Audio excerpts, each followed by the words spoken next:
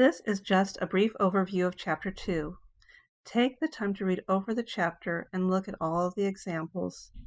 The information in this chapter is important to effective writing. The number one most important entity when you are writing anything is your reader. Who are you writing this for? What do you want them to do with the information you provide?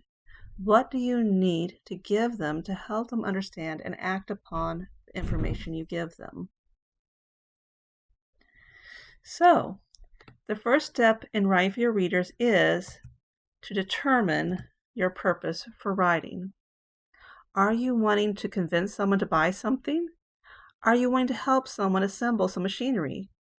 Are you trying to help an angry customer feel happy again? Are you wanting to convince people with funds that your project is worth funding?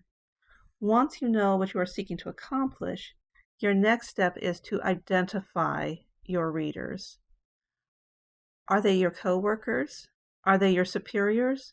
Are they customers? Are they users of your product? Next, understand your reader's attitude toward the subject.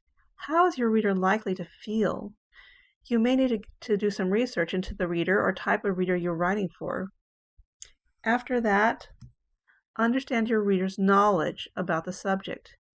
Is your reader a mechanical engineer with a wide array of technical knowledge? Or is your reader someone without much technical knowledge? I once interviewed for a job as a technical writer who would be writing instructions for people who would be using point-of-sale technology, the devices that cashiers use to scan debit cards and so forth. I asked them at what reading level they assumed for the users of these instructions. The answer was kindergarten level. The reason for this was that the users would be in a hurry, dealing with impatient customers, and were likely to still be in high school. The writers relied a lot on clear images and step-by-step instructions that the user could follow quickly and easily. Next, what is your reader's purpose for reading the document? Will the reader be using the document to help them work some type of machinery? Will they be consulting it in emergencies to help save lives? Will they be reading it to get information about your company or about a task they are expected to complete? Consider your reader's environment, constraints, and culture. I had a student who was creating a manual for my class. The manual was for her father, who worked as a motorcycle mechanic. His environment was dirty. His hands were dirty while working on the motorcycle.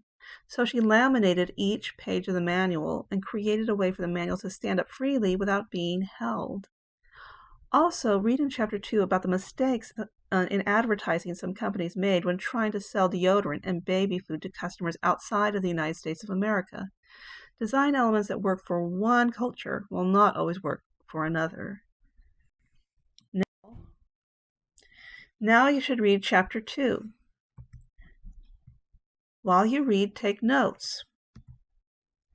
Bookmark any charts or examples that will help you.